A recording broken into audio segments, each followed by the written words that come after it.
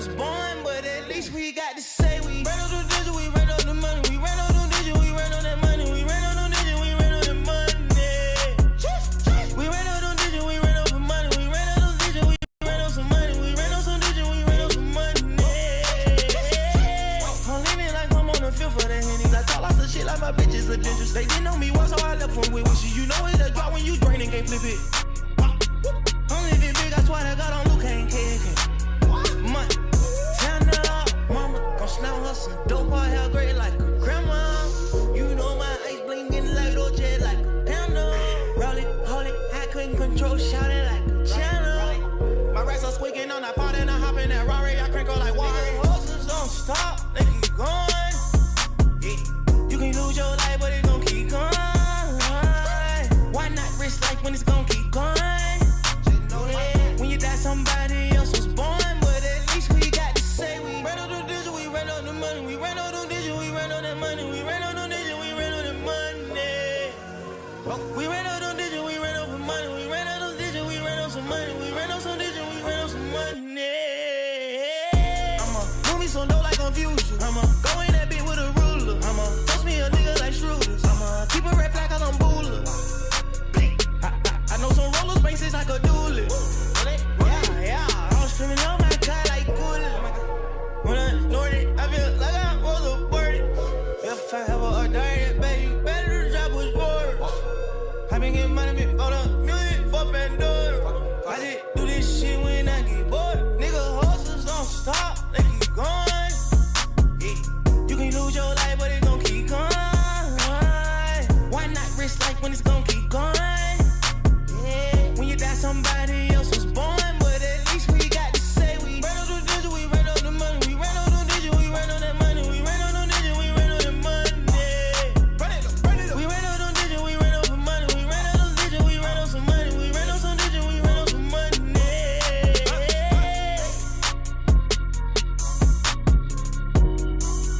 We got London on the track.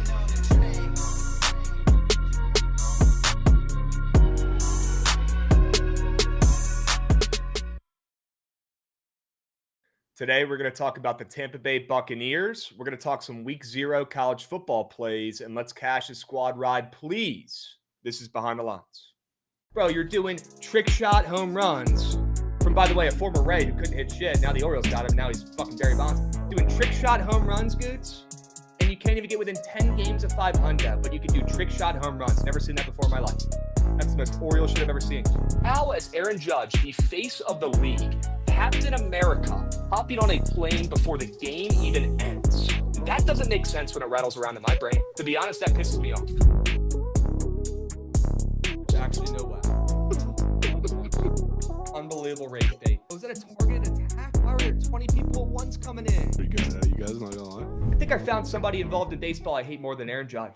This guy right here, this geezer, who thinks he's playing left field. Worse than a Disney adult. 4 straight years, Jovan. Look at this one. This one got overturned because he's diving over the... He almost fell on the field. What a loser.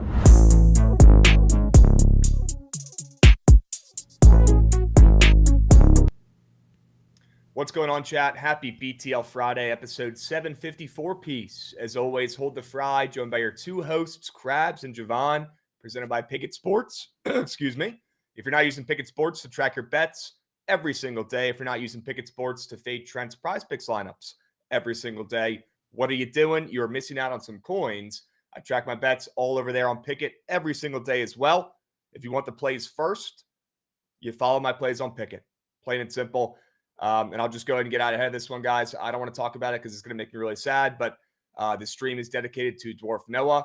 Prayers up for him and his family. What a great kid. Like the chat said, all he wanted us was to just be happy every day, and let's keep that attitude today for him. So I'll be pouring out a Modelo and drinking a Modelo, even though I don't like Modelo, tonight for Dwarf. I love that kid, man. So sad. So sad. All right, Falser. Getting the party started with a sub-bang. W. Falser, 43 months with Bookit. Love making coins with the boys. G fucking G's. Prayers to Dwarf. Yes, Falser, I appreciate you. Cannot have said it better myself. 43 months. A seasoned vet. A seasoned vet. Jovan, we got some work to do today, my man. Let's go ahead and hop right into the recaps. because we got a lot to talk about and a lot to do. And we get to talk about your Bucs today. Let's look at the positives. We get to talk about your Bucs. Okay. Huge positive. For now, let's talk about maybe the worst play I've given all month. First five. That was unfortunate. Cake. So unfortunate. I mean, I didn't know the Rays defense was that bad. They were worse than the Nats and the Yankees defense last night. That was a fucking joke. They look like the Little League World Series team out there. Terrible. In that second inning. Terrible. Let's go ahead and pivot and look at the Sharp report from yesterday as well. Pretty solid day from me, but nothing to write home about. Jovan, the Mystics cost you coins. They might just suck. Yeah, they're pretty bad. They might just suck. Pretty bad. Got some squares to get back from. I don't know how the fuck Manea sold that one. Shout out the Nats, but at least started to get some blick back in the books. Carry that back into today. Did get an under through in Canada on the card. Know you're happy about that one. Very rare. W under. And W Sade Whiteman coming in with a 5-unit sub bang. There we go, Sade. Let's change the vibes here a little bit today. W Sade. Appreciate you, Beast. Sade, you're fucking goated. Death taxes and Sade coming in, splooging 5 subbies. Every fucking day. Every day. Yep, we got weirdos in the YouTube chat praying on our downfall, rooting against us. I'm just going to go ahead and block these people because I don't have time for that today. I literally cannot deal with these fucking losers. So let's go ahead and move on from that. We're going to try something new for the squad ride today as well, guys. I've been telling you to pick the best play, pick your favorite play. We're going to try something new at the end of the stream today. We're actually going to ask you guys to pick your least favorite play in the squad ride poll. We're going to try to change it up a little bit. Don't do that. Yep. No, we're going to do that today. We're going to change it up. I'm taking command of the ship here, and you guys are going to listen to me, and we're going to do our least favorite play in the squad ride poll. Here's one thing we have to do. Well, here's one thing we have to do. Let's stop acting like tying the squad ride poll is funny. It's really not. Let's actually vote for the play we think is going to hit, not try and be funny. Because what are we, 12? Tying squad ride poll, saving your votes till the end. Let's be grown-ups. Let's absolutely be grown-ups. Yeah, I still think we should vote for the least liked play because that way we have a chance to actually hit it. Like I used to tell you guys, I used to say pick the nastiest, grossest play in the squad ride poll. Recently, I've been saying pick the best play, and I think it's cost us coins. So I take full responsibility for telling you guys the wrong things. I think we have to go back to what we did before that worked, and that's pick the nastiest, grossest play that we don't even want to take, but we know is turning green, like fading Brandon Young coming off a perfect game. That's what we got to do. Yeah. That's what we got to do.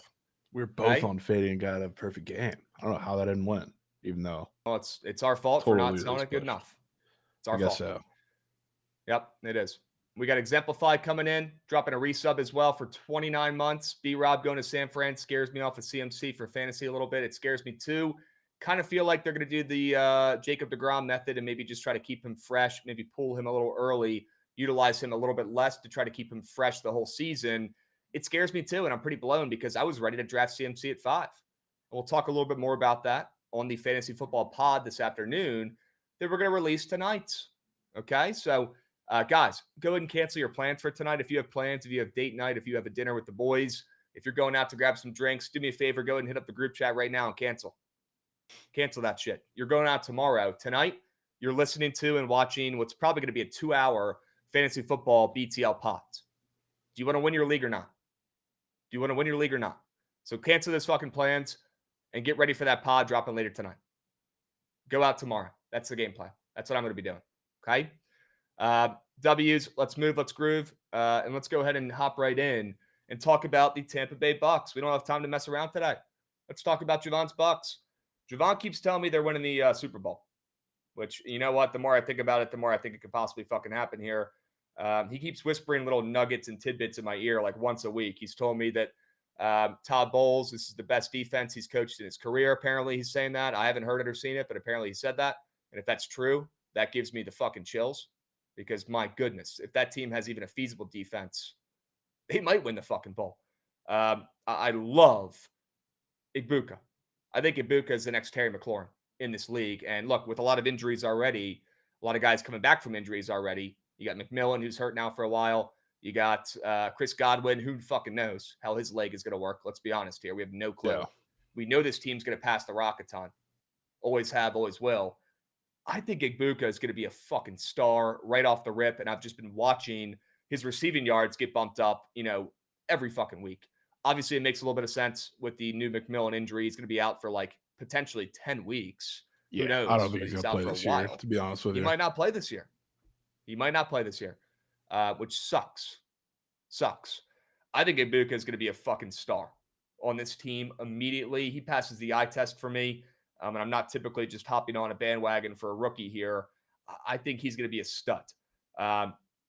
Tristan Wirfs is also hurt, which is kind of concerning. I don't know what the sitch is there with him. Rashad White's also banged up, but let's not act like that matters. That honestly might help. That might help the Bucs. Yeah. I think he's fine, but we'll see. Yep. Pega, what are you talking about? 5 subbies? Oh, we got Pax Picks coming in, giving a 5 subby whale. Let's go, Pax Picks. Atta babe. Not 1, not 2, not 3, not 4, but a 5-unit sub whale from Pax Picks. W Pax. You're good, my man. I appreciate you. I appreciate Sade. I appreciate Falser. I appreciate Exemplify. And all the goats in here dropping subby sploogers. W's. Okay? Jovan, this team did not add a ton of pieces in the offseason, but did they need to? I don't know. What else am I missing here? Take the reins. I don't want to steal the show here as we get another 5-unit sub whale from Sade. Let's go, Sade. Sade goats. Atta babe. That's 10 subbies. Let's go, Sade. Atta boy. But yeah, they didn't really add very much because a lot of what happened last year was health related. And I give Todd Bowles a lot of shit because he's a decent coach. I think the defense at times is very easily manipulated in the sense that like he is really conservative at times when he's a very aggressive coach. Like he plays the corners far off and they just get dink and dunk the whole game. And he likes to bring pressure, obviously, but they haven't really gotten it with like a 4-man front. So like they're very simple coaching adjustments that he doesn't seem to make at times. But this is the first year that I think I'm somewhat excited about the defense, really since the Super Bowl year, which is why I have a lot of confidence in them because last year they were riddled by injuries. That's part of the reason they're so bad. That's part of the reason also, again, to give Todd Bowles a little credit. He couldn't really get in his like bag with his exotic blitzes, which he loves to do because then he was overexposing third string corners that we had all across the line. So now that everybody at least coming back healthier, and I love what they did in the draft. At first I was a little upset because I love Igbokwe, but I thought the defensive backfield was such a more needed area to address come the draft. And obviously now I'm glad they did that because not only did they get 2 corners and 2 DBs that I really fucking like, but now you got the McMillan injury. Godwin's not fully healthy. So it's great to have a star like Igbokwe in there, and he's going to be the future of the team. But defensively, like I think people don't realize how hurt they were over the course of last season. Like the front 7 was banged up with injuries all throughout the year. Kalijah Kancey, who's a stud, was out for most of the year. Savokia Dennis, who is an absolute stud on the edge. Same with Yaya Diaby. They were out for big parts of the year. Like there wasn't much continuity there in the front 7. They also went out and got Hassan Reddick, which was like a perfect Todd Bowles front rush guy. So I'm excited about him. But they went out and drafted Benjamin Morrison, who I've been so excited about. I'm glad he dropped because he was a little hurt coming out of college, missed the end of their last season there, and they probably would have played Ohio State and Jeremiah Smith a little better. Notre Dame would have if he was there. I think he's one of the best, potentially be one of the best lockdown corners the Bucs have had in years, and I'm super excited about him. Jacob Parrish from Kansas State is also such a Todd Bowles guy, just a absolute like havoc record. Great tackler, super fast. He can blitz too, which is perfect for him. So like I'm super excited about what the defense is going to be. Hopefully they end up staying healthy throughout the year, but that makes everything like going on with the offense right now a lot less concerning, in my opinion, because you're going to start without Godwin and Wirfs for a couple weeks, and Godwin will take a little bit to get under his feet. You're losing the O coordinator, but realistically, it's a lot of the same stuff. You're going to be pushing the ball downfield. Bucky's awesome, and Rashad White's a great pass catcher, a great pass blocker, and then Sean Tucker is probably a name you're going to get to know throughout the season at some point. So like the offense, you can argue they're going to take a little bit of a step back. I think by the time you get healthy, like a couple games into the season, it's not going to be very much, but the defense will surprise a lot of people. And I'm glad Todd Bowles has sounded very, very confident in the defense over the offseason because I've gotten that same type of vibe. And I think they're going to carry this team a lot more than people think come second half of the year. Yeah. Yeah. Look, man, we forget Todd Bowles is a defensive coach. And because of what we've seen on the field the last couple of years, we've seen Baker Mayfield just pulling fucking rabbits out of a fucking hat on offense the last couple of seasons because he's him. And also he gets no fucking respect. A sprinkle is probably worth on Baker Mayfield to win MVP this season. They make a run. Let's be fucking real here. Because if this team is, as good as they're supposed to be, as good as you're saying they're about to be, he's certainly going to be up there in the voting. And they are minus 115 to win their division. They have won their division the last 4 years in a row, which certainly scares me a little bit, but their division also sucks. So that certainly helps too. With the best defense Todd Bowles has had in his coaching career and down there in Tampa, which is a crazy statement. We'll see if it comes to fruition, man. If they can have a serviceable defense, even if they're just average, I think the sky's the limit for this team. They still have some old reliable pieces on offense as well with Mike Evans. Baker Mayfield gets zero respect. Bucky Irving proved that he's an above-average RB in this league last year, and I'm excited to see what he does in the Big 2-5 as well. I'm loving what I'm seeing from this Bucs team. Just no more injuries. Yeah. Please, no more injuries. Hopefully. Like, put these guys in fucking bubble wrap for the next 2 weeks. Seriously. Yeah. Okay. Yeah, how long is Wirfs going to be out, did you say? I think he's officially first 4 games, and then Godwin might be active. I think he's staying activated and off the PUP. So if they think he can play week 1, he's going to play week 1, but he's probably not going to play until a couple weeks in. So they're on similar-ish timelines. Yep. Cool. Awesome. Statement, thoughts on the B-Rob trade? Yeah, I'll give you guys a quick one here before we get into our best bets here for the Bucs. Knew a trade was coming last year of his contract. They obviously don't believe he can stay healthy. They obviously don't believe in B-Rob, which sucks because he's a really easy guy to root for after he got shot in the knee and came back and ran out to many man, which still gets me fucking fired up. The only thing that gets me more fired up than Enter Sandman clips from the 2000s when the team was good is B-Rob running out to many men by 50 cents, which literally was an unbelievable moment after the guy got shot in the fucking knee in D.C. and came back from that injury. So, now the 49ers have 2 guys who've gotten shot, which is absolutely absurd. Maybe they prefer it that way. Probably just a crazy coincidence. But clearly the Commanders regime, who did not draft him, by the way, this current regime, it was a Ron Rivera draft pick, which might have been the only good Ron Rivera draft pick besides John Bates. It's probably him and B-Rob, which is crazy to say. So not a new regime guy. And clearly they like Austin Eckler. Clearly they like Bill, right? Okay. Clearly they like Bill. Okay. And I think a guy that nobody's talking about right now is C-Rod. C-Rod's not getting any respect. And I think this regime thinks C-Rod can fill in and do exactly what B-Rob was doing. I don't think they think B-Rob can stay healthy through an entire season, which, I mean, let's be fucking honest here, guys. He has a hole in his knee from a bullet.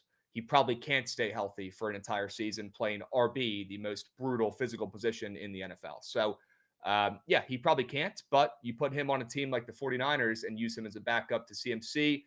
Maybe you play him for, 5 to 7 carries per game. And I think that's where you're going to get the best out of B-Rob. If anybody followed the Commanders last year, he didn't even play, every game. He got hurt 3 times last year, and he's still, you could tell his production at the end of the season, it was night and day compared to the beginning. He was great the first, 8 or so weeks. Great. He was an above average RB. He scored a touchdown like every single week. He had a great run going on there, but you could tell he was gassed by the end of the season and banged up, had to deal with 3 injuries. They don't believe in him, which is sad to see because he's an easy guy to root for. I'll still be rooting for B-Rob. Great guy, great story. Sure. And I think he'll be a great backup and complement to CMC. But clearly the Commanders think they have enough in our backfield. So we'll talk more. We'll talk more about both backfields, the 49ers and the Commanders backfields on the Fantasy Football Pod. Okay? We will. Sure. We will. All right, let's go to our best bets for the Bucs here real quick. Best bets for the Bucs. And yeah, that probably is a W move for the Niners, Austin. Yep. Best bets for the Bucs. I hinted at it earlier. I'm a big Ibuka guy here. Ibuka. I think he's going to be an absolute stud right off the rip in the Big 2-5. As soon as they drafted him, I was all in. Jovan, you had your hesitancies right when they drafted him because you wanted him to take a defensive player. which they really never do. But now at this point, with the wide receiver injuries, especially with McMillan, I mean, hindsight's 2020 as well. You kind of are probably happy that you took Igbokwe at this point, and everything's, all the reports are great. He looks sharp already. And I think he's going to be right off the rip wide receiver 2 in one of the most powerful offenses in the NFL. And I think he's going to be an absolute stud. And seeing him up to 825.5, dudes, he was in the 600s not too long ago. 825.5. I'll tell you right now, chat, he's about to get a rack-a-roon. I don't know if Mike Evans is going to get a rack-a-roon this year, although I won't be fading him because he's a fucking GOAT and future Hall of Famer. I learned my lesson there. But Igbokwe will be getting a rack, 1,000 yards this season. Yeah, you heard it here first. If Mike Evans didn't have the streak broken by now, it ain't going to be broken the year he's going for the record, unless he, is physically unable to do so. Be a very contrarian thing if that happens, but not going to fade. It would be. All right. Well, you've got a fucking big old future down below. Not a typical Prize Pick Square or -110 play here. You've got a plus 1,300 Bucs to win the NFC ticket. Doing the NFC. Get the goats up and moving. Headed to the Super Bowl. Realistically, I didn't want to take anything regular season with them because we talked about all the injuries they're going to have for the first couple games of the season, and the schedule's not easy. Like, you got to go to Atlanta, you got to go to Houston on Monday Night Football in week 2, host the Jets. That's a free win, but then you also got to go and play, some of the better teams, including the Eagles, which the Eagles, for whatever reason, talk all this about Todd Bowles and his defense. I don't know why he owns the Eagles like he does, but he absolutely does. And maybe when you're a little shorthanded, and again, the regular season, that doesn't really come into effect, but in the playoffs, it's come into effect. We saw that happen with Jalen Hurts multiple times. But I look at the NFC, and realistically, it's the Eagles that are the top dogs, who we just talked about. Todd Bowles, that's some of the best defensive performances he's had as a Buccaneer head coach or defensive coordinator. Have all been against the Eagles. I don't know what he has against that system. Even last year, the Bucs were the only team that beat the shit out of the Eagles, and it made absolutely no sense. It's the Eagles and a bunch of question marks. There's a lot of teams that can do it. There's a lot of teams that can take that step. Are the Lions going to be as good after last year? Who knows? Can the Vikings be as good as last year? Probably not. But anybody in the North, you can make an argument, can make that step up. The Packers, maybe it's even the Bears. You look out West, everybody loves the Rams. You look at the Niners, who's going to make that step? They're super unhealthy. Take a look at the East, the rest of it. Can the Cowboys make the jump? Can the Commanders return to where they were? So many question marks. And that's all below the top dog of the Eagles that Todd Bowles has had so much success against in his career. And realistically, I don't know that many people think they're going to run it back, regardless of the respect you have for them. So, especially once, I don't know why they always set it up like this, because this year of all years, I would have loved them to have a little lighter of a schedule come out start of the season, but this Bucs schedule is always front-loaded year after year. I don't know if it's a blessing or a curse. So that's, again, why I wanted to target something in the playoffs, because I do sure as fuck think they're going to get there. And when they're healthy and that schedule starts to lighten up in the second half, that's when you're about to see them start to click, just like they seem to do every year when Todd Bowles and the offense start to get to it, especially because you have a new offensive coordinator that's going to have that easier schedule in the second half. So you can say what you want about the offense. It's going to be explosive. I have real belief in the defense. And once that starts to all come together health-wise in the second half, you're going to see them once again win the division. And just like, I don't know why everybody loves Penix and the Falcons. Have you seen more future plays or Prize Pick Squares on anything but Penix touchdowns? It's probably the most popular one I've seen the entirety of this year. Yeah. They'll be good. They'll be improved. So will the Panthers. The Saints are going to suck. They're going to win the division. They'll be back. And I think this is finally the year that they actually make a run worth a shit. And this is the first time I've ever said that, really. Yeah, listen up, chat, because Jovan is always extremely negative about his teams. And when he's not, you probably want to fucking listen. Okay? He's their harshest critique is probably a better way to put it. As you should be. Yeah. Right? Yeah. This year, very different. Very different vibes for both your teams. Two of them, yeah. Okay. All right. Let's move. Let's groove. Again, chat, let's try to stay positive today and not be, weirdly angry at each other in the chat for no reason. Okay. Hype train finished up at level 5. W's there. Love to see it. Okay. Rowdy, we're going to do a fantasy football podcast this afternoon. We're probably going to talk about Igbokwe on there. So just listen to the pod. Okay, we don't have more time to answer specific questions here for all you guys. If we did, we would not be able to get to the plays.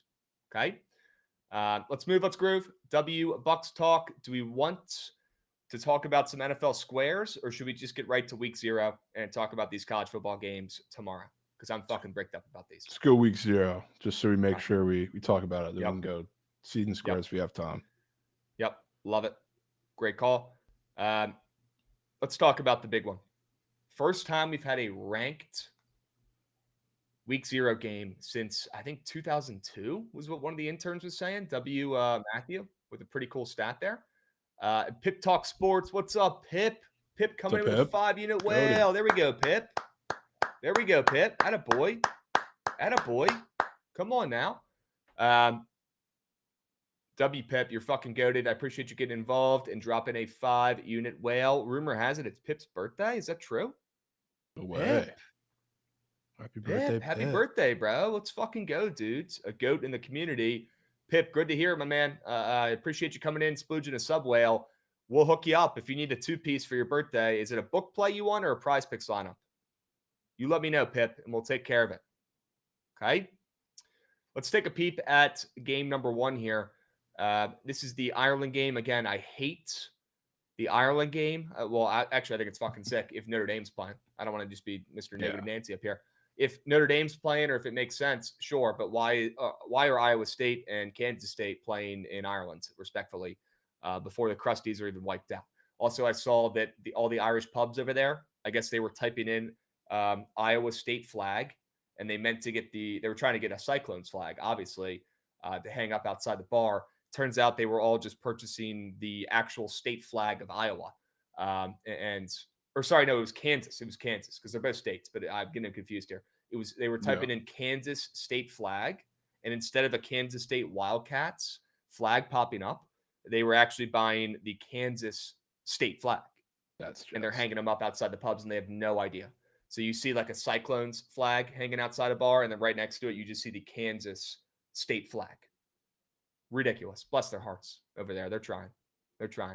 But again, unless Notre Dame's playing, unless the Irish are on the field, why are we not playing in front of a home crowd?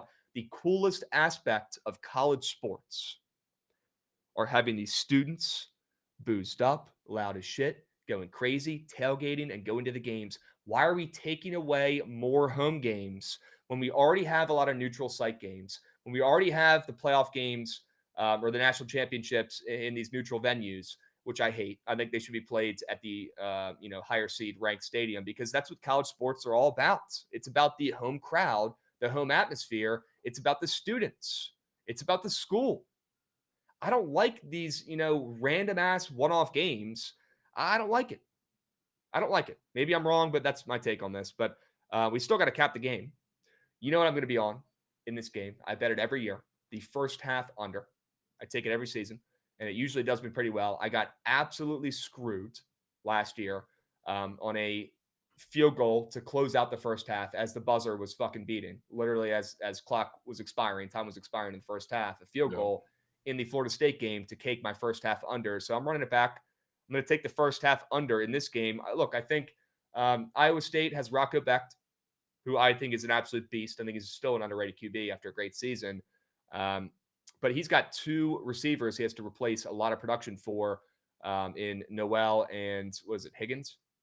I believe was the other guy's name. Yep. So that's a lot of production gone that they got to figure out. And look, they probably will figure it out a little bit, but it's going to take them a little bit to get going. So again, that's another reason why I love the first half under.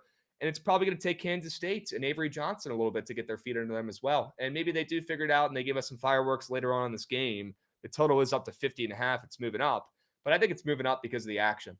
I think people are starving for overs. I know a lot of my buddies are in the group chats. They are absolutely dying for an over. They haven't bet an over since probably since they made a ton of coins in the Super Bowl, betting that over, and then the over in the Eagles game as well. They're coming off of a bunch of football overs that cashed, and they're going to be coming in this game all betting the over, and it's probably going to lose. So let's look at the splits there on Pickett Pro. I'm very curious to see what people are betting on the total. It's actually some more under bets than I expected for now. But let's be real here. The squares aren't logging their bets until tomorrow at 11 a.m. Eastern. So we'll check the splits, again tomorrow, and I guarantee you there'll be some more over bets compared to right now. And looks like Iowa State is getting a decent chunk of action there as well, which is a good sign because I think Kansas State wins this game. Iowa State has won. What? Might want to check one of those apps, Krabs. One of those other apps. Let's take a peek at what you see there. Goodbye. Just to get some eyeballs on it, because I was just looking at it. I was curious. Well, again, you'll drive yourself crazy just looking at what other people are taking and doing. But I know, just that one ideal. I just looked at and I was like, good fucking God. That's not ideal. This is a tough spot for me as well, Jovan. I like both these teams. I'm a little bit higher on Kansas State this year. I think Iowa State had a little bit more of an overproduction of a season last season when they had 11 wins and nobody expected it. Nobody's talking about it still. But Kansas State's a team that had, national championship aspirations last year, and they couldn't do shit. And Avery Johnson had some Heisman talk a little bit. He didn't do shit. I think he's going to run the rock a ton in this game early and often, which, again, is probably good for the first half under. Keep that clock ticking. And I would not be surprised if Iowa State runs the ball a little bit more too early on as they try to figure out their receiving situation with, a whole new receiving room. So there will be no fun in week 0 snacks. I'm not here for fun. If you want fun, you watch the next stream. I'm here to win bets and hit bets and make you guys money. That's what I do. That's why I get paid. So a first half under for me, and I'm going to decide if I want to play Kansas State on the ML or lay juice or not, because I do think they win. But I'm certainly concerned now after looking at all the bets on this other app that are backing Kansas State. Okay. I can only think about one thing in this game, Krabs, and you said it. It's Avery Johnson rushing yards. Love taking it. It's one of my favorite QBs to take rushing yards with. And he was extremely hurt for, I think, over a month of last year, which is why he didn't run as much. They didn't call nearly as many design plays for him. But Iowa State not only always seems to let the quarterback run, but their D-line doesn't really get any rush. So, it's they don't get many sacks either. They're a weird defense because they're a good fundamental defense, but they don't put much pressure on you either. They kind of let you make the mistakes. And for defenses like that, I think that's perfect for Avery Johnson. And not only that, but you also talked about the same thing that I think lines up with the first half under. Iowa State's replacing a lot in the receiving room. So is Kansas State. So, he's got J.C. Brown, who's been there. He's a junior, and he's been there for a couple of years, and he's throwing to him. But other than that, that's the only guy that's been there that he's going to be throwing to out of the receiver room, at least. They still have tight ends and running backs that have been there, but the only receiver that's coming back that he's thrown to. So if there's any time, and I'm sure it's always fucking raining or cold or windy in Ireland or wherever it is, I'm sure it's going to be there. But there's not a better environment to use Avery Johnson's legs a lot than in this game. Yeah.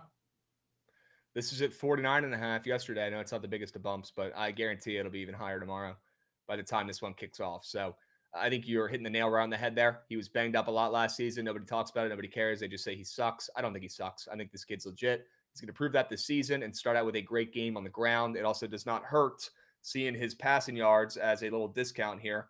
I don't see any rushing yards discounts. It can only help seeing that as well. That's just the 0.5 gimme. Run the rock. That's just getting people fired up. Yeah, maybe. Got to use every edge you got. And that might be one of them still. Although I won't be fading that. People forget I did fade the Judge total base taco there that one time. I'll never forget it.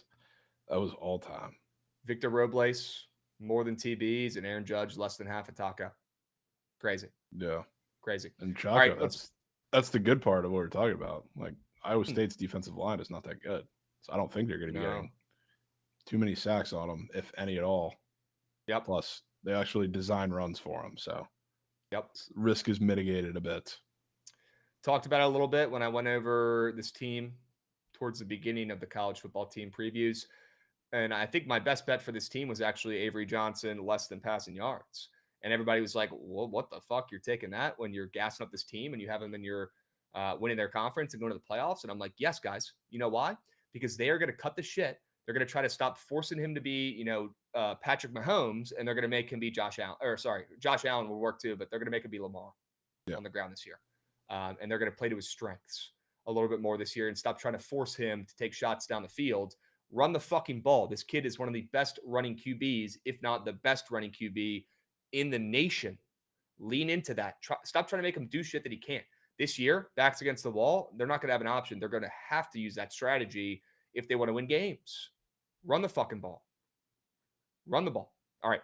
Let's move. Let's groove. Any thoughts on Idaho State? Wow, the potatoes. Are facing off against UNLV, a team that nobody is talking about because their coach left this year. They lose their QBs.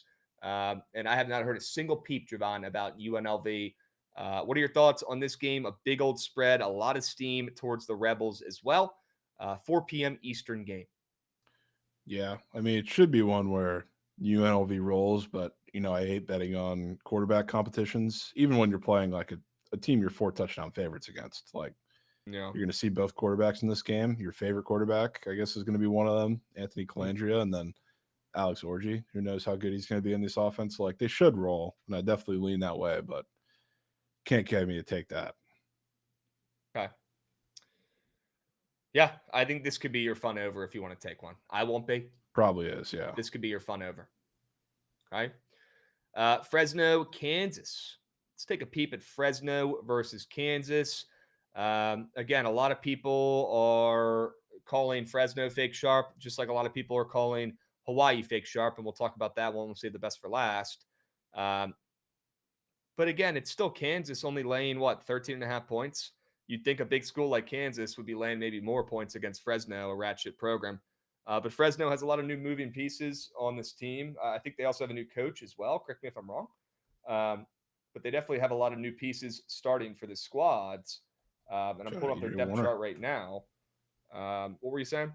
I said shout out EJ Warner. Yeah, EJ Warner is going to be coaching for this team. Playing QB for this team. The transfer coming over from Rice, I believe, was the last place he was at. I think he started at Temple, though. EJ Warner, the veteran, he's played a decent amount. So maybe that's a good thing for this team. And is Matt Entz is a new coach, right? Yeah. Yeah. So new coach, and they're getting, honestly, less points than I expected them to be getting. So I think it's probably Fresno here, honestly, down to 13.5. I feel like Kansas looks a little bit too easy. But again, I'm seeing a lot of people on the feed, a lot of people I respect saying, oh, Fresno's fake sharp. I'm going with Kansas and Jalen Daniels, and back in Jalen Daniels before he gets hurt again, because it's inevitable at this point. He's a great QB until he gets hurt. I still think it's Fresno here, and the total's dropping in this game. This could be a nasty under as well. Expecting Kansas to run the rock a little bit when everybody's gassing up Jalen Daniels. Let's not forget Kansas always has a good running back, and who knows who the running back's going to be this season. But I'm sure they're going to try to run the rock, establish the run early on, and I can see this game going under the 50.5 mark. But I'd probably lean Fresno on the sides. Yeah, I probably lean Kansas, but I don't think it's going to be easy because you're talking about Kansas running the rock. Fresno is going to run the rock a ton, and I think it's going to work a little bit. So, like, I wouldn't be surprised if Fresno keeps it really close in like a super tight, low-scoring game in the first half, and Kansas just blows it out of the water in the second half. Because, I mean, I don't think Kansas's rush defense is going to be all that much improved this year either, but they're going to run the rock a ton, and I think this is like kind of similar to what I was talking about in that CFL game yesterday. You're clearly outmatched. I think your best edge is in the run game if you're Fresno, so you're going to try and keep it tight, close, and just munch clock as much as you can early on until you realize you can't really do that anymore. And I love EJ Warner, but every time he's been in those situations where like he only has to do a little bit when it matters, it's kind of his worst games. So we'll see. It's the first game with a new team, obviously, so we'll see. But I think it's probably Kansas by 3 touchdowns, but I think at like halftime, you're going to be very concerned. Well, maybe it's Fresno first half then, huh? Yeah. Getting it out. We got Rav coming in resubbing. Let's go, Rav. Sure he can. People forget Rav was so excited for week 0 last year. He just got, onboarded over here at Bookit, fresh off the presses. He was juiced up, bringing that energy, and he fully faded. Full fade. Full fade. People forget. I don't. I never will. That was hysterical. Week 0 notebook. Hey, bounce back season, Rav. Rav, what is the POD for tomorrow, man? Can you let me know? Plays just drop, chat. You want to check the book at Twitter. Wow. And Rav's Twitter. Drop full platter? Full platter, I believe. Wow. And he said Fresno State's winning the ball game. Wow. Okay. GG Fresno. All right. GG Fresno. Yeah, let's kick. GG. That's cake. All right, let's talk about my favorite game for tomorrow. Sam Houston in Western Kentucky. Ooh. We get the Bearcats up and moving, folks, and nobody's talking about them. People are betting them, though, I guess. Jesus. The fuck? Why are people betting on them? Sam Houston, they lost their legendary coach. They lost Brad Cornelson, although their actual coach, their head coach, was a legend. I think he came from D2 or D3, and he was like the most winningest coach in our lifetime down there. And then he got called up to Sam Houston. Now he's at Temple, I believe is where he went. And I'm blanking on his name, but a really, really good coach. They lose him. They bring in Phil Longo, who I think was the OC at Wisconsin. Yeah, the Wisconsin OC, which, I mean, what the fuck is Wisconsin offense? What have they done since Russell Wilson's time? Probably not much. That concerns me a little bit, to be honest. But I will say a lot of players are returning to this team. Obviously not Isaiah Cash, who's a Hokie, my favorite Hokie this year because he's coming from the Bearcats. But a lot of other people return for this team, including their QB, Hunter Watson, who, you can make an argument that maybe he's not that good. So I think he's decent. And he's a redshirt senior, so he's coming back for one more year. And they add a new tackle as well, which could help beefing up the O-line. Their defense is always solid. They always have an NFL player on their defense, usually a linebacker. So we'll see who it's going to be this year for the Bearcats. And let's not forget, they do have one of the better kickers in the mid-majors in Christian Pavon. So, I'm a kicker specialist. They have a redshirt senior kicker who's pretty fucking good, and he'll probably win them a couple games this year. I love the Bearcats. I'm a little bit biased, obviously, because you guys bullied me into buying that stupid fucking jersey, and they somehow got the Virginia Tech former OC. Got some burn over there as well. Cornelson, you guys remember that fucking loser. But he's gone, and I don't know if I like this new coach. And Western Kentucky is a team that people respect, a team that people like backing. And they have really lost some of their mojo, I feel like, over the last couple of years since Bailey Zappi left. It's kind of been a slow burn for this team. They've slowly just gotten worse every year, I feel like. But they brought in a whole new squad this year. They got Maverick McIver coming over, who was originally at Texas Tech, and then he went to Abilene Christian. Now he's going to be the graduate transfer who starts under center for this team, I'm assuming. They got a whole new fucking team, Jovan. And I don't know if I like that off the rip in week one. I do see them catching some steam, though. And I'm seeing a lot more bets on Sam Houston right here on Pickett Pro, which certainly concerns me. It might be Western Kentucky here. It might be Western Kentucky. You got the battle of the new coach, which scares me for the Bearcats, versus the battle of the completely new fucking roster on Western Kentucky. This Lavelle Wright kid is taking over at RB, who comes over from Austin Peay. We'll see what he can end up doing. But again, they have a whole new squad on offense and defense. They lost pretty much their entire team. So scares me a little bit. They do have a pretty good kicker who comes over here from South Florida, John Cannon. Great name for a kicker, Cannon. He could be the difference for this team. I'll be honest, my gut is telling me it's probably Western Kentucky laying 10.5. Yeah, I can get with that. You know what I want? I want the under, which conveniently, that's probably like the most popular play this weekend that I'm most excited or want to fade the most, because like on paper, especially like Western Kentucky, the offense is probably going to be electric. Maverick McIver is fucking awesome, and the defense isn't going to be that good. But a lot of the smoke that I'll say that I disagree with is you got Phil Longo coming in for Sam Houston, like you talked about, who like his whole thing is air raid. Didn't work at Wisconsin, which is why he is where it is now. So like people just kind of assume with Sam Houston that it's going to lead to points in their offense. I don't know if they've watched Hunter Watson, because I know you think he's good, Krabs. I really don't, but he's also not an air raid quarterback. He is. I don't know if good's the right word. Yeah, I don't think he's as bad as people think. Yeah, he's a CUSA like Taysom Hill, essentially. So like, I don't think the passing in this offense, or like the up tempo offense, or just the downfield attack is going to be nearly as good as people think, especially like in game one off the rip. I know the Western Kentucky defense is not going to be great, but I think, again, similar thing, like you're a little bit outmatched. You have a quarterback that can run. The offense was, for the most part, pitiful when he was in there, when he's been in there into Sam Houston's career. I don't think too much is going to change week one. And I think that clock's going to be tick, tick, tick on a lot more than people think, especially on the Sam Houston side of things. So I kind of like this under, which, again, I've seen a lot of this over, and it has not really moved very much, which is interesting to me, because it seems that every other total getting the slightest bit of action is at least ticked up a bit. It is high. Nobody else is going to be on this under with you. Probably a good thing. A good thing. All right. Yeah, I wish I had a better read or better play in that game. I really don't. Let's go to the game of the night. Let's cut the shit. Let's go to the game of the night. Guys, I'm starting to get to the point where I think Hawaii is so clearly the sharp play, so much so that even the nincompoops can sniff this one out. It's actually so sharp that people are actually automatically fading them and taking Stanford. I think it might be a triple reverse here, where it's actually so sharp that people are taking Stanford now, and I think Stanford's actually going to end up being a fake sharp play. And I'm actually coming back around to Hawaii now. That's where we're at with this game, which might be one of the craziest moves ever, but it's like they're so sharp that people are fading them. It's so easy to see. The line's moved 4 points at this point, and they're taking Stanford's. Frank Reich is the coach. People act like that matters. This guy's there for 1 year, if that. He's the interim coach. He was a terrible coach in the NFL. What's going to change at Stanford's? They couldn't win games with a great coach for 10, 15 years, who retired and hung him up because his team probably almost killed him because it was so fucking stressful coaching the Stanford team. So I think Hawaii is so sharp, clearly sharp, that people are automatically fading and taking now Stanford with the points. And then I'm actually going to start doing the triple fade here, going from Hawaii to Stanford, now back to Hawaii. Give me Hawaii. Give me the Rainbow Warriors. Yep. Yeah.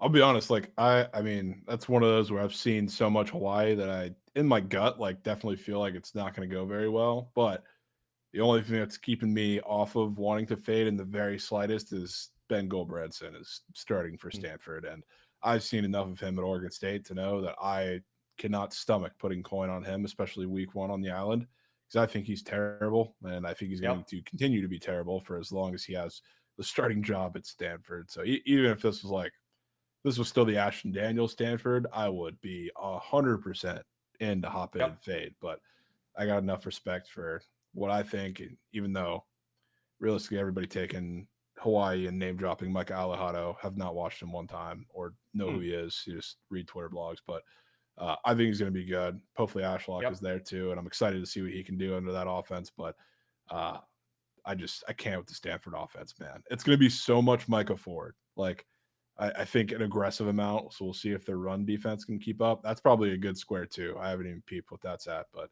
Micah Ford's going to be getting the rock a ton. I don't think they're going to be able to move the ball through the air too much.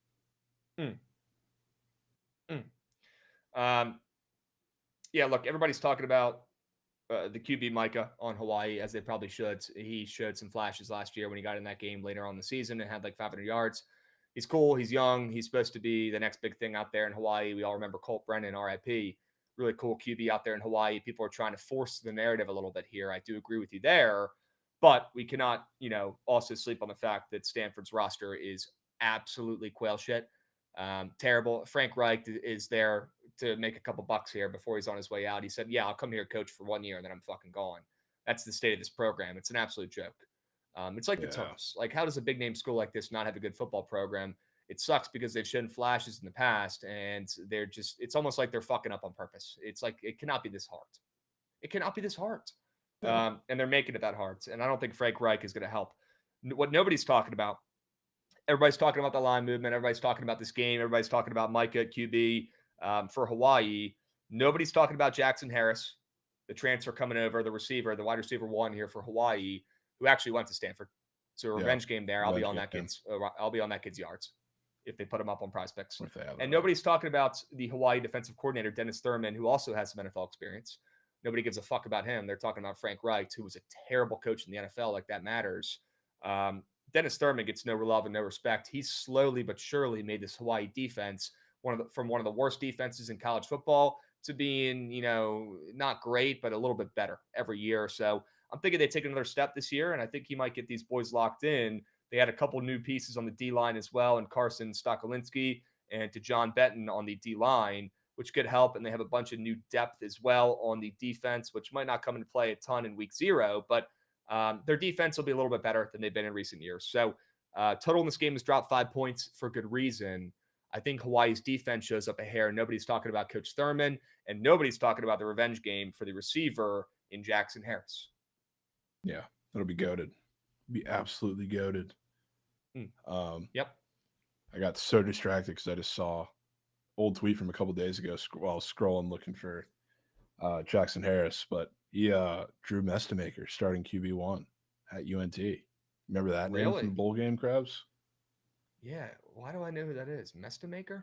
He was like one of my bowl game PODs. He hadn't started a football game since 9th grade on the freshman team in high school. And he made his first start in a bowl game and threw for like 480. Okay. Now he's named the starter after that. Crazy. We might have to take them in week 1 just for the vibes. Yeah. I'm going to drop some coin on him. He was fucking gross. No, you remember that, Mook. He was sick, Mook says. Sure. We got Picks with Deej coming in, dropping a resub. Christmas Eve. Cheers, fellas. Would love the Picks with Weege POD for tomorrow as well, along with Moose2727. Might be my favorite name in the chat. What's up, Moose? Been saving my coin for football. Had to come in here and show my love to my favorite show, Moose. Thank you, Beast. You're not the only one. You're not the only one in that mindset. A lot of my buddies don't even bet baseball anymore because it's so fucking hard. They just take the summer off. They come back in during football season, which is A-okay. Save your coins up. Get ready for the season. Build that bankroll up. No need to lose coins in the MLB if you don't want to. And yeah, if you don't love baseball, it's hard to bet on it, to be honest with you. So, Moose, good to have you back. Good to have you back, my man. Hell yeah. All right. A couple new follows as well. Steak and Jussie Stallone coming in, dropping follows. We appreciate you. All right. W late night talk here for the Hawaii and Stanford game, although it's not that late, unfortunately. Yeah, should be later. I don't know why the fuck this game isn't at midnight. What are we doing? Crazy. What are we doing? It's gonna be light out when they're playing over there. That's bullshit. Yeah, I will say the Hawaii UCLA game from week 1 last year that was in the light was pretty sick. That game had some fucking aura. Yep. Damn, bro, I wish we took USF already. I know we're going to take them against Boise, but they're down to +6 for Thursday night football. Dude. Yeah. Somebody was bringing that up last night. It's like, that game's at 4:30? Yeah, 5:30 p.m. Eastern. What the fuck? Or, yeah, 5:30 Eastern. Yeah, so it's like a slightly early game, more sun, more heat. Yeah, in South Florida, bro. What are we doing? Dude, that game is about to be hot as ma. What are we doing? Hot as ma for Boise. What are we doing? Yeah. What are we doing? Super weird. All right. Do we have a play from you in the Stanford-Hawaii game? I think I might end up just back on Hawaii here on the ML.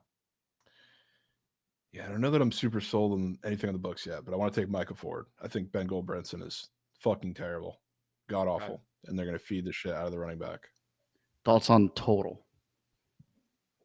It's pretty low. Under. 50.5. Under. Yeah, because the triple dipper reverse here is freaking me out, so I might just go something on the total.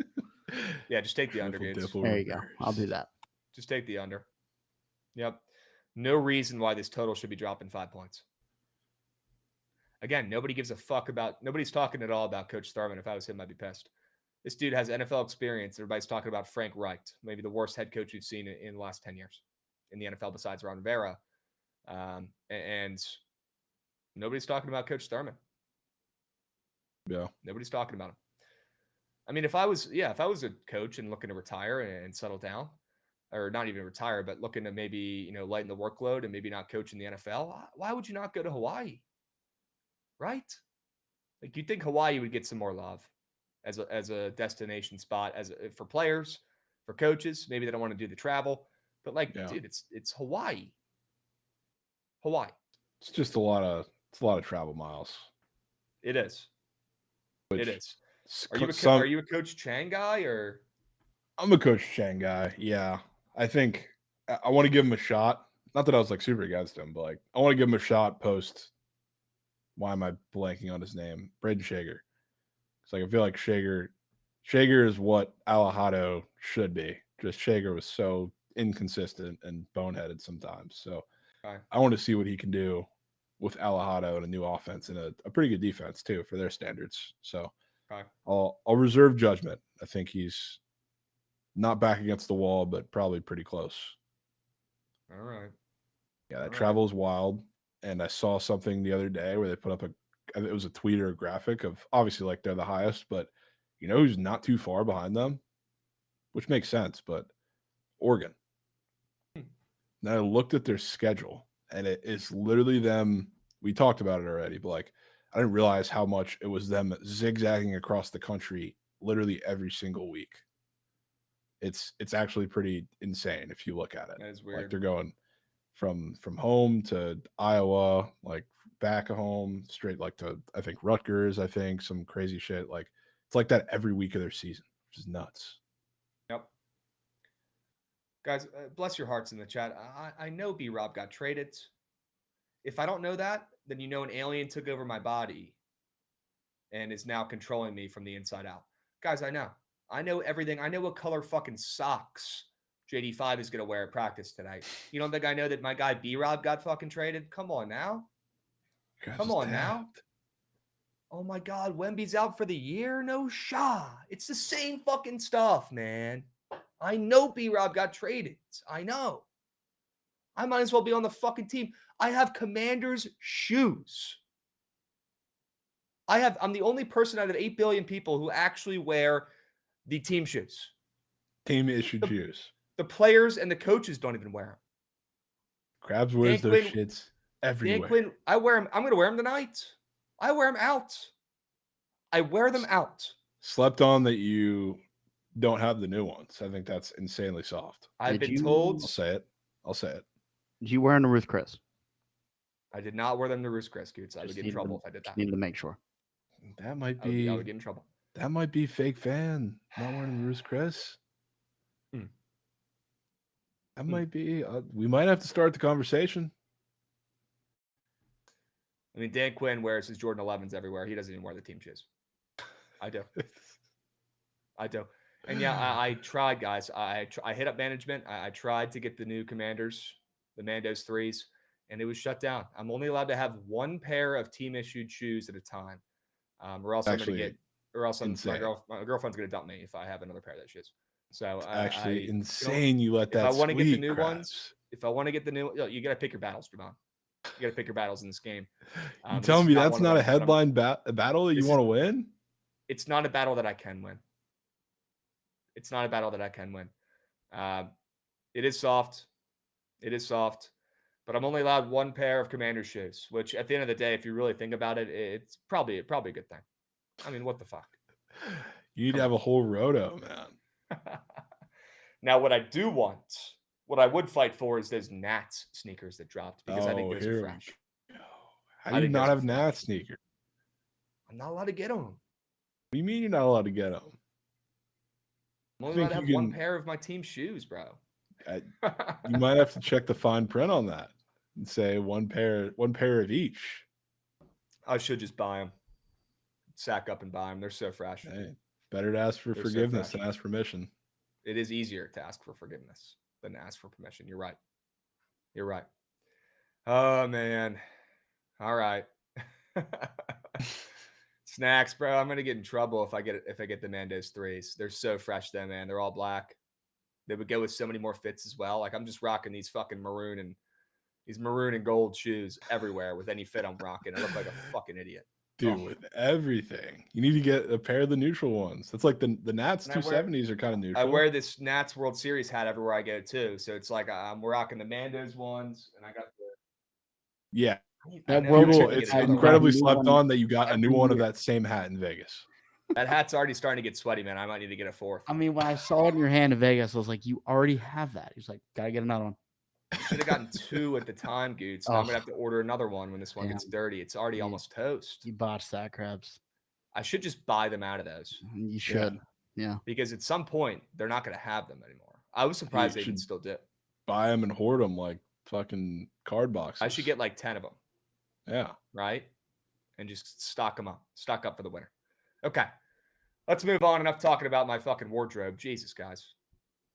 Need a break. We got MLB games to talk about here. We got a sharp report to get to. Where's the market on the hats? I could corner it. I could corner the market on the hats. All right. I needed a good laugh today, guys. I appreciate you. Krabs, you took a walk in slow pitch softball this week. What happened to the GOAT? All right, you want the fucking story on the walk? Wait, you took a walk? I took a walk. Nah, Krabs. But I took a walk because I was being a dick and I was chirping the other team. Look, we were playing this other team, and they were so good. So we get to the park, and this team, this 50-year-old dude who's got a clipboard in hand, comes over. And the only guy on the team that speaks English. He's got to be the team captain. He comes over and goes, "Oh, new team in the league. You guys are new?" And we're like, "Yeah, we just put this team together, whatever." He's like, "Oh, the rest of the league has been together for 10 years. They've been playing this league. 10 years. Holy shit." Also, turns out one of the bats I have is illegal. And it hits too many nukes, so we can't use it anymore, which is also bullshit. A lot of rules. You knew that going in. Yeah, but sometimes they let it slide. They're being kind of hard ass. But I have 2 bats, so it's okay. Dude, this team would not swing until they got a strike. And you start with a 1-1 count in men's league softball. They would not swing until they got that second strike. And our pitcher, first time he's ever pitched, was walking everybody. He was learning on the fly. He didn't know what the fuck he was doing. This team we were playing against was just taking walks, and then one guy would come up and hit a grand slam. It was actually fucking miserable to watch and be a part of. It was actually embarrassing.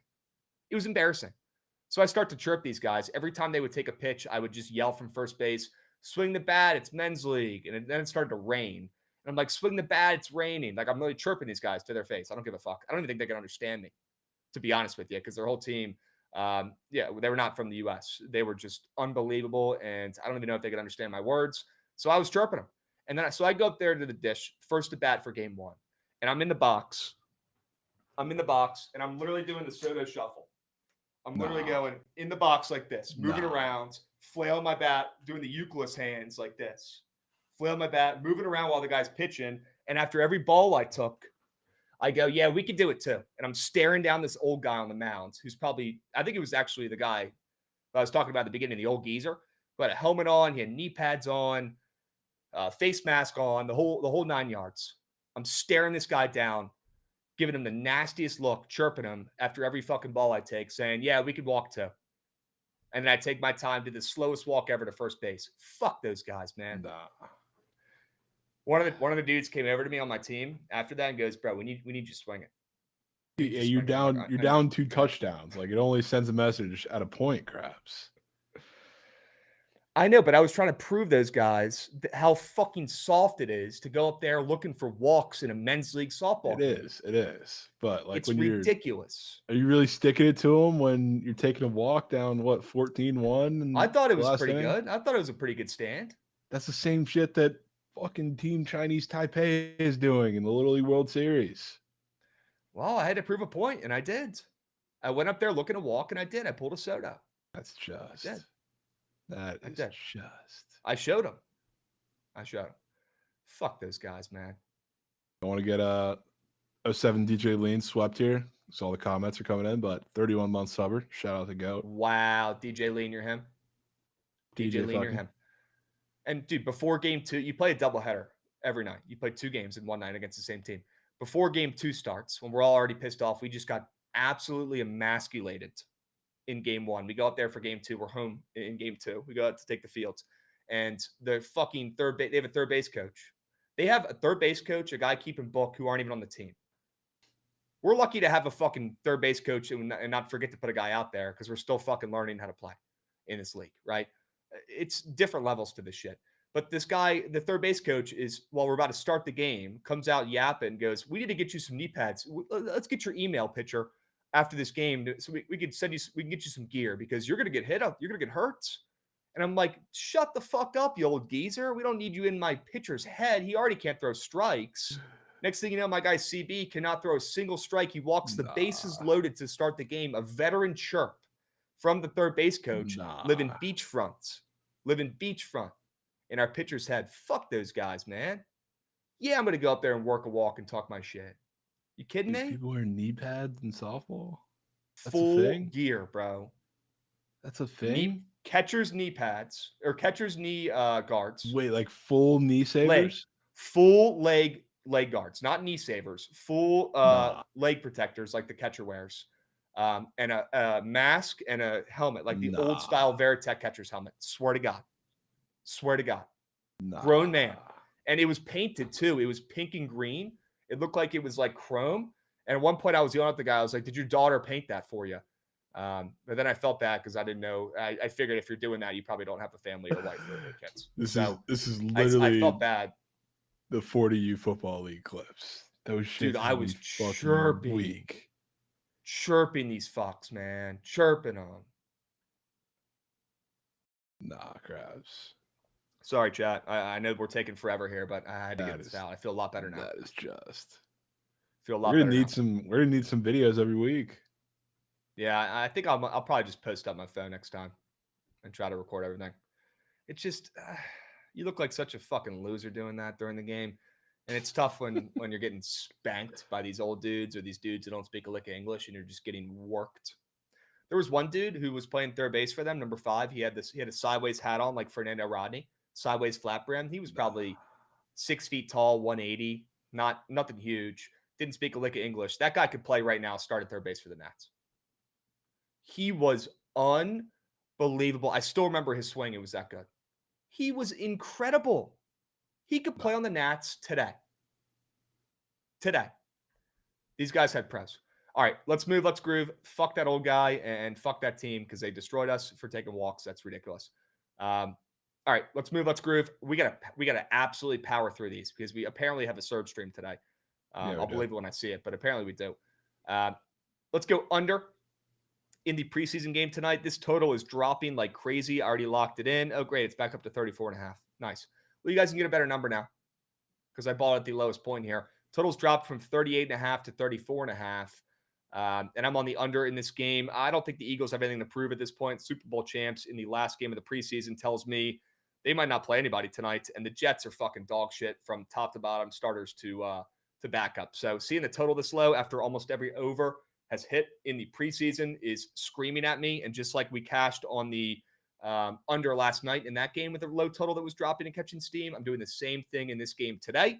And it has not failed me yet. So also, people forget I went 4-1 yesterday, and the one loss was the squad ride. That shit pisses me off. Swinging around, Goots.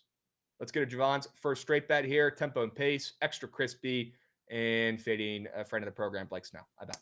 Yeah, sorry, Blake. But this is more like a fade the Dodgers lineup thing, and I think Yu Darvish is going to pitch pretty well. You just got swept in this series just a week ago, which also conveniently happened to include Blake Snell having one of his best starts I think we've seen Blake Snell have in a couple of years. One of the best ones in his Dodgers uniform where he absolutely dominated the Padres. And Yu Darvish did quite the opposite. He gave up 4 runs in 4 innings. And now, not only do you have a total that continues to drop and might see 7.5 soon, but the Dodgers are only minus 120, and they're coming out of course. And the Padres have been itching since that just horrible performance and sweep to get their lick back. You were talking about the Tatis comments earlier where he is dying to get active and play the Dodgers. So I have no choice. I think Darvish shoves against this offense. And I do think Blake Snell too, while strikeouts may be there, that's a relatively popular play today, which I don't know really why it's against the Padres, but regardless of the fact they're there, I think they're going to have some timely hits this game because they were sorely lacking those in that entirety of the series. So this is a play that I just had to take. Have to take it. I like it. We'll circle back to this play. I think it's a pretty good one. Swing it back around. Okay. Little team total under tonight. Max Fried has been dog shit of late, and he's typically pretty bad in big games. So this one does scare me a hair, but I'm trusting my guts here. I'm fading the Red Sox offense coming off that big win last night. They scored 6 runs last night. Tonight, they got Max Fried. They got to face in the bump. And then the Yankees bullpen, which is extremely sketchy. But look, I'm going to fade the Red Sox offense coming off that big win last night. I think the Yankees get their lick back. And I think Max Fried actually shoves tonight. If you go look at his prize pick squares today, they are insanely high. Insanely high. Which, look, it's Max Fried. So he's going to get some higher numbers. Even if he's not pitching well, it's Max fucking Fried. But against the Red Sox in this series, that shit jumped off the page to me. Red Sox team total under is hitting in this game. Sure. For my sake, maybe I'm hoping it doesn't. But there's a way for us to both win here, Krabs. There is indeed a way. Especially because I have the +1.5 instead of the ML. But lower scoring game. I don't think they're going to destroy Fried. But I think that Roman Anthony home run last night, that makes me more not just want to take the Yankees in a get back spot or to have a really good performance. But I think this just might be the Red Sox series where they drop Nuck. He had a rookie coming in there. He's been absolutely fucking fantastic. Drop Nuck on the Yankees in their stadium in game one of one of the biggest Red Sox Yankee series of the year. That feels like a tone setter. And not only like Fried hasn't been all that good. Maybe the bounce back is kind of on the way for him. The Red Sox have been hitting lefties a little better as of recent. So we'll see what lineup they put out there today and how it'll affect them. Again, I see the Fried squares. I think he pitches decent. I don't think he gets absolutely rocked, but kind of believe in Brian Bayo. Like looking at this Yankees lineup right now, you have guys that are scared of, which sneakily, like Brian Bayo, he's not bad against lefties anymore. He's made a little change, but even if you want to continue and say that he is going to have a shaky day against some of the lefties, who are the lefties in the lineup? Trent Grisham, Bellinger, Ben Rice. Who else really scares you right now as a lefty in this lineup? Like from the other side, you can certainly argue Judge, Stanton, however many of them play, but like Judge, Stanton's been coming up with all the timely hits, but I think he matches up pretty well, which is why like he did shove against them earlier in the year, and I don't think it was just a good game thing. I think it's a matchup thing with this offense. So I think Brian Bayo also pitches very well and drops some Nuck in this game, and I think the Red Sox at the very least keep this close. The reason I took the +1.5 is not only because it was bettable, but also because they used quite a few arms to close that game out yesterday. So if some weird shit happens on their end to close the game, I don't want to be hurt by it ideally, but I do still think they have a solid chance to win the game. Okay. All right. I disagree. We'll move. I got one more straight bet for you guys. First 5 under. Had to bring one back after the cake I fed you guys yesterday. I love this one. We got a first 5 under. Evaldi has been human. His last couple starts, he's actually given up a couple runs for the first time in a while in his last couple starts. So good time to buy low, I guess, if you still can buy low on Evaldi, who still has a sub-2 ERA. I think he shoves today. I love seeing the under in the full game total, also catching steam as well. And if you go look at some of Sissoni's squares, they're jumping off the page to me, Jovan. They're looking super fucking weird, kind of like the JP Sears hits allowed square from the other nights. I think Sissoni goes out there and fucking shoves today, which doesn't make sense because he's a terrible pitcher. But if you look at his prize pick squares, it looks like he's going to deal. And what do we know about games in the stadium? They go under. Don't need to overthink this one. Keep the bullpens out of it. At least keep the Guardians bullpen out of it right now. And we'll just isolate the starting pitchers here because I think Sissoni shoves looking into squares and Evaldi shoves every game. So, and a good time to buy low on him compared to his last couple starts when he's actually been a human. So, yeah, first 5 under. Love this play in Cleveland and Texas. Certainly in. It's your first 5 get back. Yep, it's hitting. All right. Swinging around, you've got the Edmonton Elks who are laying points. I thought they were terrible. Yeah, they're playing the Red Blacks, though, who are also terrible and worse. Okay. And part of the reason I'm taking it, which it takes a lot for me to bet a favorite in the CFL because largely they're cake. Because Red Blacks, they have a backup quarterback today, but it's back, I guess, in terms of the numbers. But it's Drew Brown, who like the Elks defense, I've talked about them, and they've been a little better as of recent, but their secondary is bad.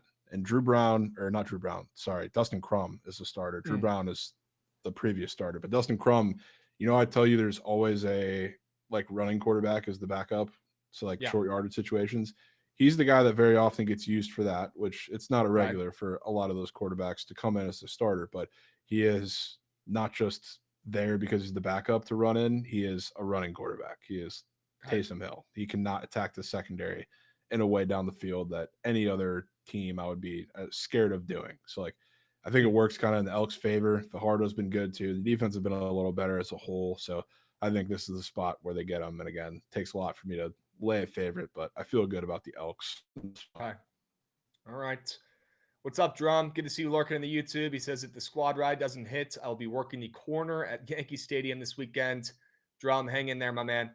Ups and downs, roller coaster. We're smacking a squad ride today to finish the week strong. I mean, we've lost every squad ride this week. I like our chances today of bouncing back. Okay? W's. W play as well. W sell job on the Elks. Let's move. Let's groove, Goots. Let's pull up some prize pick squares, and let's talk through these puppies. One of the more popular squares today on the entire fucking Prize Picks app. Checking right now to make sure it's still the case. Yep. Oh, good. It got bumped up to 16.5 again. Can't fucking make it up. Unbelievable. Unbelievable. Still like it. Taijuan Walker, less than 16.5 pitching outs. He just faced the Nats, and he just had a pretty good performance against the Nats where he pitched for 20 outs. And if you look at the chart for this one, it is extremely green. And you can actually get this now at a better number, which is kind of fire. I haven't locked it in yet. So Taijuan Walker, less than 16.5 pitching outs tonight against my Nats. I think the Nats win this game, to be honest with you. They're playing really good right now against good competition. What do we know about the Nats? They play good against good teams, and they play bad against bad teams.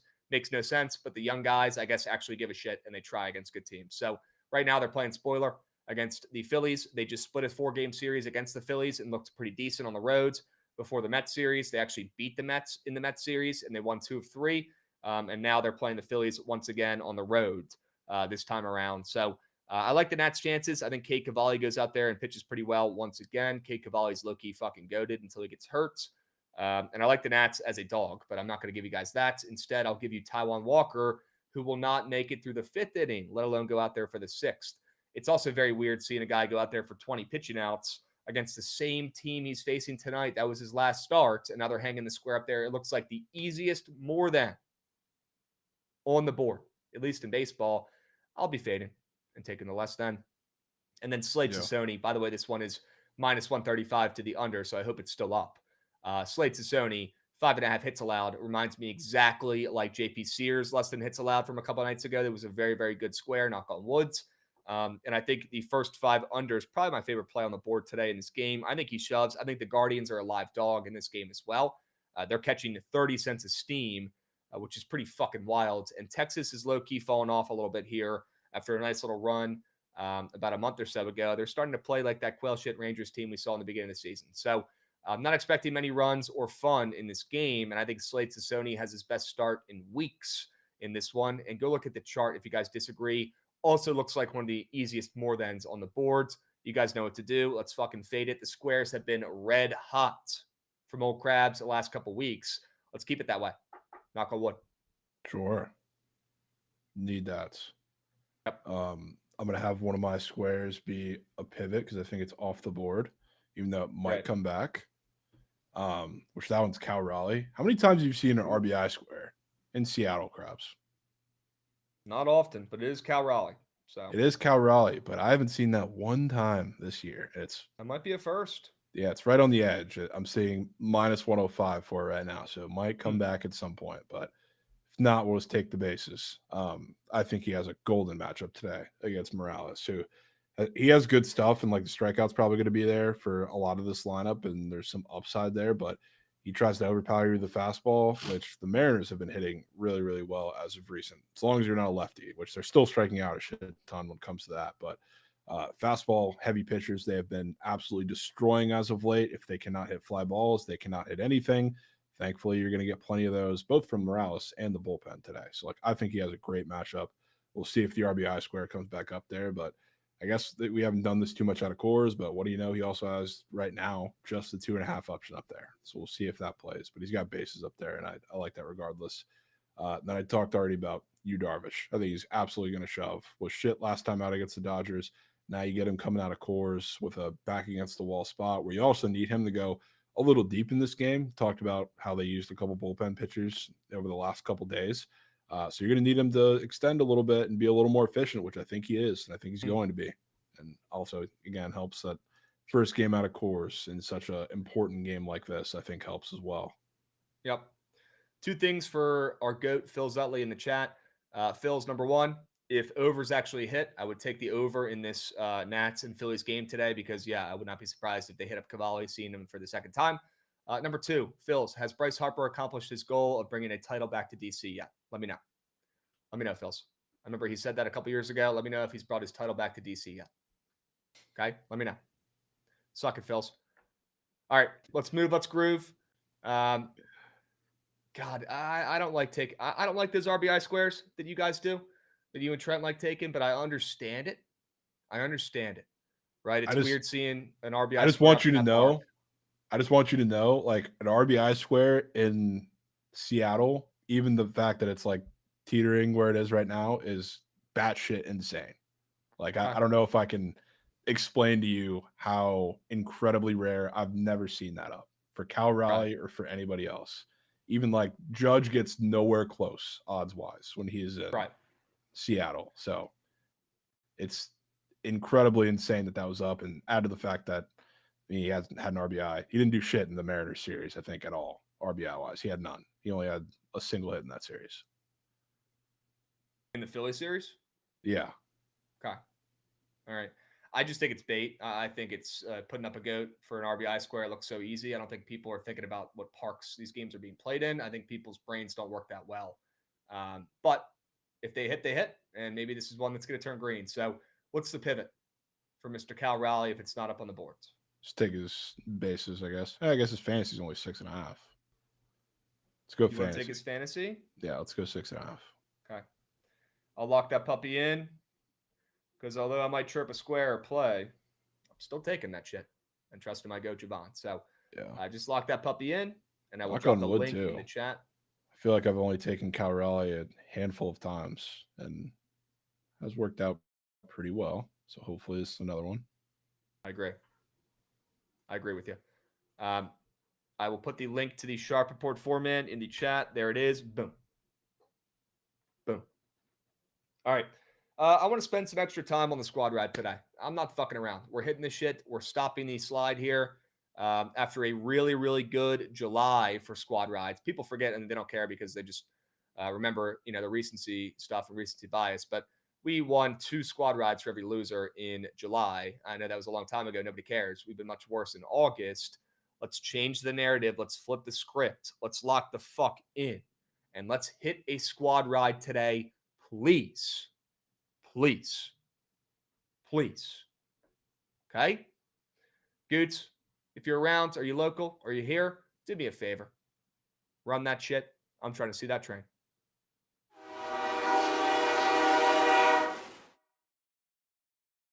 Okay. Big Cheesy, I know you're joking, but it's actually my fault. Every time we lose a squad ride, it's my fault. It's not your guys' fault. Okay? It's my fault. I take full responsibility. Got to be better. Got to be sharper. Fed you guys a loser last night. Okay? Let's go ahead and cut down the card, though. We can keep it to maybe 2, maybe 3 plays for the squad ride poll. 2 worries me because the chat is probably just going to try to troll and pick, a tie, which is really annoying. So maybe we do 3 today. And I think we start with your Padres ML play. Yep, let's do it. Okay? Padres ML. God, man. We got to get first 5 under in the Guards and Rangers. Yep. Sucks that you have the Red Sox on there, dude. It sucks. We got to keep that off. If you like to play enough, I am fine to also take it. Doesn't feel right. I'm not fading you in the squad ride poll, but I appreciate it. Can't do it. We gotta just cancel that one out. I want to put the preseason game under in here. Wow. I do. Wow. That shit's turning green. Put it in. I do. Getting the same feeling I got with this one that I did with last night's, and it was freer than ma. Yeah, that was paw. Freer than ma. That was paw. I think we get 3 plays, 3 winners today. No Elks? In the squad rep poll. I don't know if we go the Elks, man. What do you think? Talk me into it. I mean, there's nothing I can say to you that would get you there because, I'm fading a team. I'm fading a horseshit team with a backup quarterback. It's there's nothing I could really tell you that would probably get you there other than the fact that the Elks are also kind of shit. But were you still surprised to see the Elks as a -3 favorite here or no? Yeah, it is a little fat. And I know steam doesn't really matter all that much, especially when there's an injury cooked in. But the Elks are moose shit, and -3.5 on the road is definitely interesting. Which, now they're starting to get the extra half. Yeah, I am seeing some -3.5s, and the more steam they catch, the better I'll probably like them. So we got Edmonton, who is in last place. They're 3-6, and they are -3.5 on the road to the 3-7 Ottawa Red Blacks. Okay. Has Ottawa been on a losing streak, or what's going on with them? I mean, yeah, they're pretty bad. Pretty bad. Okay. Any weird prize pick squares up in this game? Yeah. I mean, Cody Fajardo's got a 1.5 touchdown square up, which is interesting. He usually does pretty well when that's up there. There's not too many other squares up, though. I guess they've added some because they're dealing with the backup quarterback situation. But if you want to illustrate what I'm talking about, that the fact that Dustin Crum, the Ottawa quarterback, is like one of the few guys that cannot pass against this like dog shit secondary. Look at his yards compared to the rest of the league in pass yards. He's at 231, and the lowest anybody else is in the league actually happens to be Cody Fajardo, the Elks quarterback, at 292.5. Okay.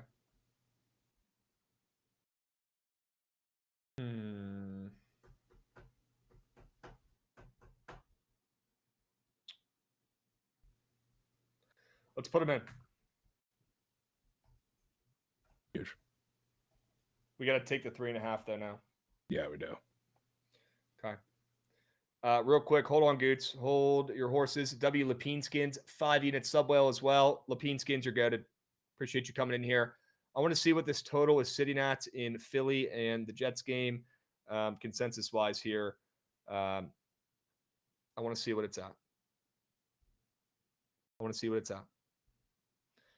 34.5. So weird. It's moving up and down like crazy. I'm surprised you're not fading the Bears today. Yeah, after that great performance, I feel win. more comfortable with the totals here than the sides right now. No, that's fair. I'm just giving you shit. It's the Chiefs. But yeah. All right, let's go 4 plays, 4 winners. We'll keep it at 33.5 because, again, if I'm on the fence about anything, I'm going to take the high roads and not try to scam you guys and give you a fair number there, just like we did the Elks at -3.5 now. We're not here to fuck you guys. We're here to win together. Okay? Here's all I ask, guys. Do not pick your favorite play you heard today. That's not working right now. Don't do it. Pick your least favorite play today, and let's see what happens. Let's try something different.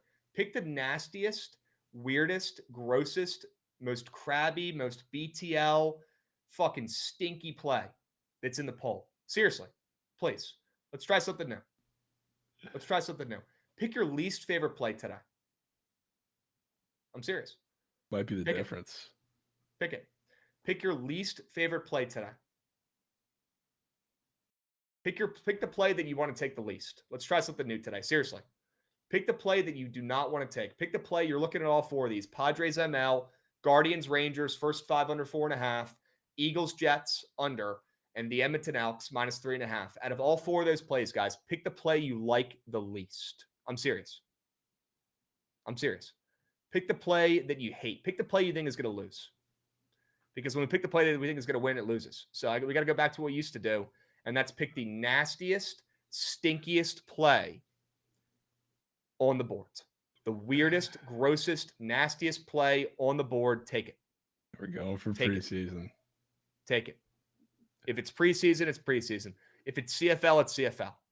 Okay? We're going back to what we used to do when these squad rights hit, and instead of trusting you guys to pick your favorite play, we have not earned that right. We can't do that anymore. It doesn't work. It doesn't hit. You guys have somehow found a way to pick the one loser in the squad ride poll every time. We're going to try what we used to do, and that's pick the nastiest, crabbiest, most BTL play up there on the boards. That's what we're going to do. Okay? Change the narrative. Change the way you guys think. And that's how we win. All right, we're going preseason under. Preseason under. Let's go. Yeah. Let's go. W's. Goots picked yesterday. Yeah, I know, but he only picked yesterday because you guys meme the squad ride poll now and make it tie every time because you think it's funny. It's not funny. I work too fucking hard. Goots works too fucking hard. Jovan works too fucking hard for us to try to tie the poll as a joke every day. I'm serious. We're trying something new. I'm giving you guys the guidance. I'm teaching you up. All you got to do is listen. You don't have to do shit. We'll do all the work for you. All you have to do is listen. And it looks like today you did. Nastiest play on the board, squad ride, Eagles, Jets, under. Get involved. Get involved. We're cashing this puppy tonight. Okay? Dubs. Let's move, let's groove. Stick around for the Surge stream. Trent, get the people fired up. We're about to record this fantasy football pod here in a matter of minutes. So very, very excited. Again, look out for the fantasy football pod dropping tonight. Please. We can help you guys in your fantasy leagues. Please, when that video comes out, even if you don't fucking watch it tonight, go drop a like on that puppy when it comes out. It helps more than you know. It helps more than you know. Please drop a like on that puppy. Okay? And we'll catch you guys on Monday. Same time, same place.